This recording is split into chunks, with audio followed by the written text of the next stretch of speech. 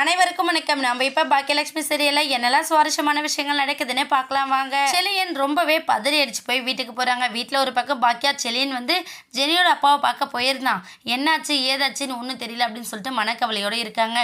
செலியன் ஒரு பக்கம் அழுந்துக்கிட்டே போய் அம்மா அப்படின்னு சொல்லிட்டு பாக்கியாவை கட்டி பிடிச்சி அல்ல பாக்கியா வந்து என்னாச்சு செலியா, ஏன் அங்கிள் ஏதாச்சும் திட்டினாரா உன்னை, அவர் படுறதும் நியாயம் தானே, ஏன்னா அவர் விஷயத்தில் நம்ம ரொம்ப தப்பு பண்ணிட்டோம் அப்படிங்கிற மாதிரி நம்ம பாக்கியா சொல்ல உடனே செலியன் வந்து இல்லைம்மா நீங்கள் நினைக்கிற மாதிரி அங்கே எதுவுமே நடக்கல, அங்கிள் என்ன 2 அடி அடிச்சிருந்தா கூட நான் வாங்கியிருப்பேன், ஆனால் அங்கிளுக்காக நான் வெயிட் பண்ணப்ப அந்த மாலினி அங்கே வந்துட்டா, வந்தது மட்டும் இல்லாமல் அவள் என்கிட்ட சாரி கேட்குறான் அப்படி இப்படின்னு சொல்லி பேச ஆரம்பித்தா.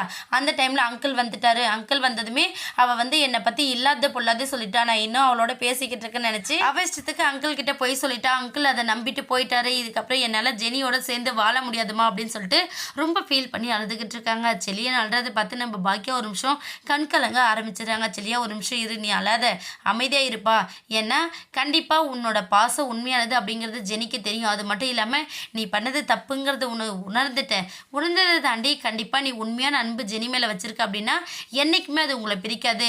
காலம் கடந்தாலும் கண்டிப்பாக ஜெனி உன்னோட வந்து சேருவா. எப்போவுமே உன்னோட வாழ்க்கை இருட்டிலே இருக்காது, ஏதாச்சும் ஒரு வழியில் வெளிச்சம் தெரியும், அப்போ உன்னோட வாழ்க்கை பழையபடி இருக்கும் அப்படின்னு சொல்லிட்டு நம்ம பாக்கிய ஆறுதல் சொல்கிறாங்க. அது மட்டும் இல்லாமல் சரி செலியா, நீ ஏதாச்சும் அவளுக்கு வாக்கு கொடுத்தியா, அவள் எதுக்காக அங்கே வந்தா அப்படின்னு சொல்லி கேட்குறாங்க. இல்லைம்மா நான் தப்பு பண்ணது உண்மைதான், நான் அதனால் எந்த அளவுக்கு தப்பு பண்ணி என்னோடய வாழ்க்கையை இழந்து இந்த நிலைமையில் நிற்கிறேன்னு எனக்கு தெரியுது. இதுக்கப்புறம் நான் தெரியாமல் கூட அந்த மாதிரி எதுவுமே பண்ண மாட்டேமா, ஆனால் எனக்கு ஜெனி வேணும், என்னோட பாப்பா வேணும், இதுக்கப்புறம் அதை அவங்களோட சேர்ந்து வாழ்கிறதுக்கான எந்த வாய்ப்புமே இல்லாத பண்ணிட்டேம்மா, நான் நல்லா இருக்கக்கூடாதுன்னு அவன் நினைக்கிறா அப்படின்னு சொல்லிட்டு ரொம்ப புலம்பி தள்ளிக்கிட்டு இருக்காங்க. இன்னொரு பக்கம் நம்ம ஜெனியோட அப்பா ரொம்ப கோவத்தோட வீட்டுக்கு போனது மட்டும் இல்லாமல் ஜெனிக்கிட்டையும் மரியம் கிட்ட சண்டை போடுறாங்க.